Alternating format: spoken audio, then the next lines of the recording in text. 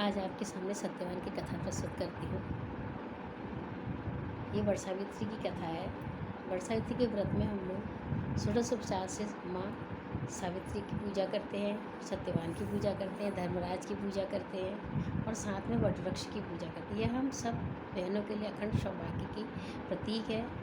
वटसावित्री मैया ने जैसे अपने ससुर सास राज्य और परिवार के लिए और पति के लिए कामना करी व्रत के साथ, ऐसी हम भी संकल्प के साथ इस व्रत को करें। अशुपति नाम के एक राजा थे। उनके कोई संतान नहीं थी। भगवान भोलेनाथ की कृपा से उनके घर में एक लड़की पैदा हुई। लड़की जो जो बड़ी होने लगी, अशुपति बहुत खुश होते। जब लड़की विवाह योग्य हो गई सावित्री मैया, तो अशुपति ने उससे कहा, पुत्री तुम अपने लायक वर खोज लीजिए, क्योंकि उस समय एक परंपरा थी कि लड़कियों को स्वयंवर करने का और विचार करने का, निर्णय लेने का अधिकार था। आज भी वह परंपरा बहुत जगहों में बनी हुई है। सावित्री वर की खोज में अपने मंत्रियों के साथ ताकि निकल चुकी। अब वो जाती जाती देखती, क्या देखती, उसको सत्यवान माना जाता है। सत्यवान को जाके घर जाके मंत्रियों को बताती, पिताजी मैंने एक वर पसंद कर लिया है। अब वहाँ पर उस समय नारद जी भी होते हैं, तो उसने कहा उस वर का नाम सत्यवान है। जैसे वो विवाह के लिए इच्छा प्रकट करती है, तो नारद जी कहते हैं, पुत्री तुमने क्या कर दिया। सत्यवान की तो आयु बहुत कम है, तो 12 वर्ष की आयु और अंतिम समय में वह प्रवेश कर गया है। अब उसके जीवन के कुछ ही दिन शेष हैं। वो कहती, पिताजी मैंने तो भारतीय नारी मैंने एक बार वर्ण कर लिया, तो मैं अब सत्यवान से विवाह करूँ। चलो धूमधाम से उसका विवाह हो जाता, पर पिता को एक शंका बनी रहती है। लेकिन अपनी पुत्री के सौभाग्य पर और उसके अटल विश्वास पर और उसकी धार्मिकता पर पिताजी को बहुत गर्व होता है। वह सोचते हैं कि मेरी पुत्री जो भी करेगी, और भगवान ने अगर उसको सत्यवान से मिलाया है, तो जो भी इसके भाग्य में होगा विधि विधान बदलेगा। सावित्री अपने ससुराल चली जाती है, सासुर की खूब सेवा करती है। सास ससुर वहाँ अंधे होते हैं। राज्य जिसको उन्होंने छीन लिया होता है अन्य राजाओं ने, तो वो क्या करती है, सास ससुर की सेवा करती है, पति के संग लकड़ी भी जंगल लेने जाती है। अंतिम 4 दिनों में उसकी आयु शेष रह जाती है, तो सावित्री उन 3 दिन पहले से व्रत शुरू करती है। आखिरी दिन वह सत्यवान के साथ लकड़ी लेने जंगल खुद भी चली जाती है। सत्यवान जंगल में जैसे लकड़ी काटने लगता है, उसके सर में दर्द होने लगता है, तो वह पेड़ से नीचे उतर कर बैठ जाता है। सावित्री उसका सिर अपने गोद में लेकर के उनको सहलाने लगती है। वह जान जाती कि अब पति का अंतिम समय है, कि अब भगवान भोलेनाथ की आराधना करने लगती है। इतने में यमराज के आते हैं, यमराज के दूत आते हैं और उनके प्राण लेने को जाते हैं।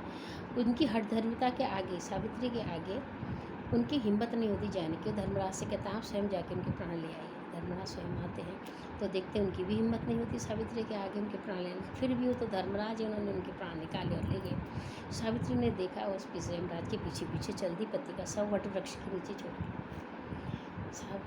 धर्मराज ने देखा मेरे पीछे पीछे चली आती, तो पुत्री क्या चाहिए, वर मांगो, घर लौट जाओ। मैंने कहा नहीं। तो उसने कहा मेरे सास अंधे हैं, उन्हें नेत्र दे दीजिए।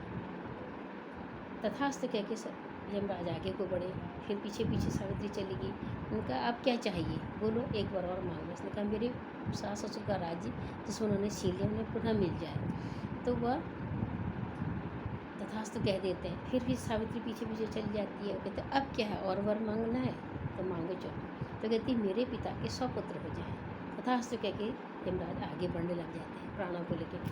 वह फिर भी पीछे पीछे चली जाती है, तो कहती है अब क्या चाहिए। यमराज कहते हैं अब क्या चाहिए। कहते हैं मेरे भी 100 पुत्र हो जाए, दीर्घायु 100 पुत्र हो जाए। यमराज तथास्तु कह देते हैं और प्राणों को लेकर जाने लगते हैं। जल्दीबाजी में यमराज ये भूल जाते हैं मैंने ये क्या वर दे दिया।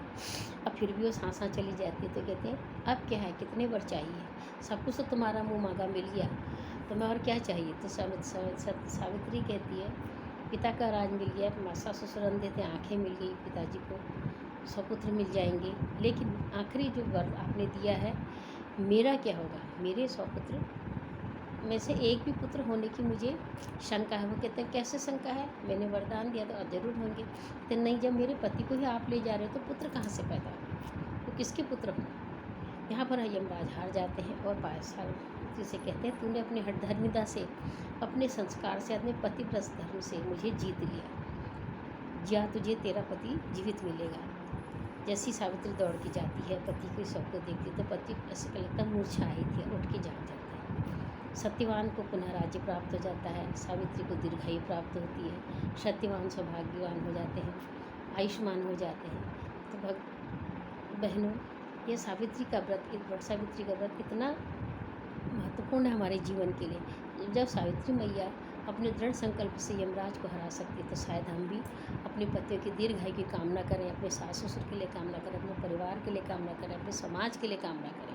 इस व्रत का एक ही उद्देश्य है कि आप अपने लिए ही नहीं, पहले अपने समाज के लिए, परिवार के लिए, देश के लिए, बहनों के लिए, भाइयों के लिए दीर्घायुमाएँ हैं, जो सेना में हैं, जो वॉरियर्स हैं हमारे, जो किसी भी प्रकार से हमारी सेवा करते हैं, आप उन सब के लिए दुआ मांगें तो शायद आपको धर्मराज आपकी तो सौभाग्य की कामना खुद ही वह करेंगे। जब परित सर्ज धर्म नहीं भाई, पृथ्वी सर नहीं अधर भाई। जब हम परित की सोचते हैं तो हमारे सारे संकल्प पूरे हो जाते हैं। यह सावित्री मैया ने अपने इस व्रत से सिद्ध किया है। तो आइए बहनों, सभी षोडश उपचार से इस व्रत की पूजा करेंगे। कथा श्रवण कर ली है और इस सौभाग्य को हम सबको अटल मिले, अटल सौभाग्य मिले, इसी कामना के साथ जय सावित्री मैया। अगर यह कथा पसंद आई, लाइक शेयर सब्सक्राइब अवश्य करें। बोलो सावित्री मैया की जय।